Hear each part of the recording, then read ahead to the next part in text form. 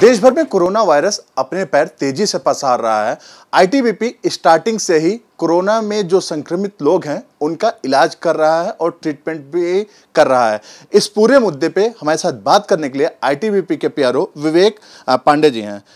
Sir, ITBP starting से लगा हुआ है, देश विदेश से जो भी लोग आ रहे थे उनका टेस्टिंग आईटीबीपी कर रहा था और अभी देखा जाए छतरपुर में सबसे बड़ा कोविड केयर सेंटर बनाया गया। क्या देखिए, आईटीबीपी को शुरू से ही जिम्मेवारी दी भारत सरकार ने, और जब पहला बैच वुहान से आया था, जैसा आपको पता होगा, चीन से,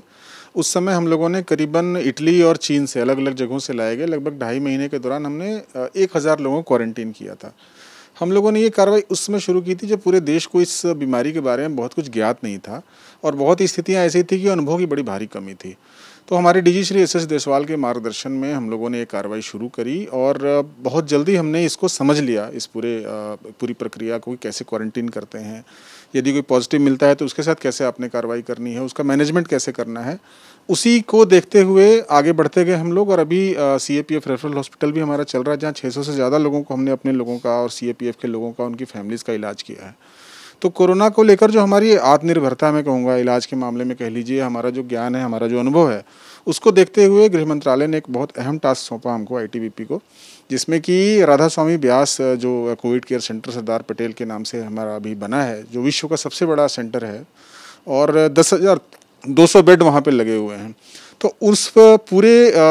हॉस्पिटल को, चूँकि दिल्ली में अचानक से केसेस बहुत बढ़े थे बीच में और ऐसा लग रहा था कि बहुत ज़्यादा केस हो जाएंगे जुलाई के अंत तक, उसको देखते हुए, चूँकि कई लोग ऐसे हैं जो कि सोशल डिस्टेंसिंग का पालन नहीं कर सकते और अपने परिवार में वैसे अलग नहीं रह सकते आइसोलेशन में, उनके लिए व्यवस्था की गई थी। पूरी तरह से निःशुल्क व्यवस्था है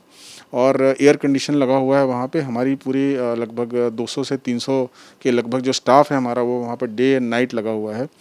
फिलहाल वहाँ पे लगभग 250 पेशेंट्स हैं जो एडमिट किए जा चुके हैं, और हम ऐसी आशा करते हैं कि अगर आवश्यकता पड़ जाती है तो सारे के सारे जो बेड्स हैं, 10,200 पूरे बेड्स की जिम्मेदारी, उनको केयर टेकिंग करना, उनका हेल्थ का सारा देखरेख करना, और आवश्यकता पड़ेगी तो हर तरह का जो उनको सहूलियत है, सहयोग है, वो मुहैया करवाएंगे। हमने हेल्पलाइन नंबर भी जारी किया है, जिसमें कि कोई भी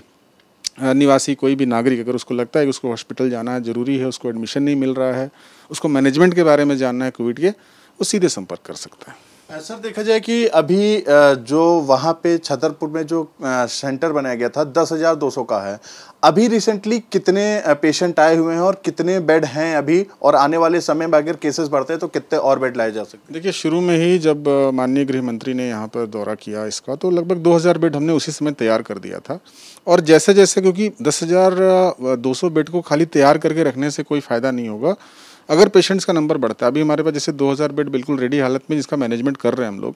उसमें से 250 बेड्स अभी हैं जो कि ऑक्यूपाइड हैं। अगर ये नंबर बढ़ता है तो हम बहुत जल्दी, मतलब within no times, within hours, हम उस सारी फैसिलिटी को ओपन कर सकते हैं। ये डिपेंड करता है कि केसेस कितने बढ़ रहे हैं। जो डिस्ट्रिक्ट सर्वेलेंस ऑफिसर होते हैं दिल्ली सरकार के, वो नोडल ऑफिसर हैं। प्रक्रिया ये होती है कि जो भी आईसीएमआर टेस्टेड जो भी पेशेंट हैं जो कोविड पॉजिटिव हैं, यदि उनको किसी प्रकार की दिक्कत हो रही है और वो एडमिशन चाहते हैं, हॉस्पिटल्स में दिक्कत आ रही है, वो सीधे हमारे यहाँ पर आ सकते हैं, और उनको किसी प्रकार की कोई बहुत ज़्यादा फॉर्मेलिटी की भी आवश्यकता नहीं है। आपका पूरा ख्याल रखा जाएगा वहाँ पर। और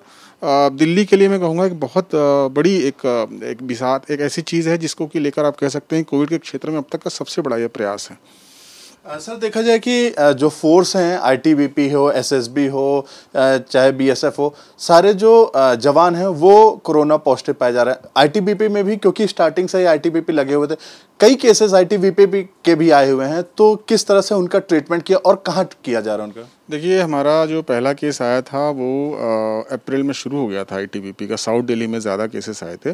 बिकॉज़ हम लोग कोरोना के बाद की स्थितियों में, लॉकडाउन में और बाकी कई सारी जो ड्यूटीज़ थी हमारी, बिकॉज़ हम लोग एसेंशियल सर्विसेज में आते हैं, तो हमने सरकार के साथ कदम से कदम मिलाकर हर जगह इसकी व्यवस्था को सुनिश्चित करने का काम किया था।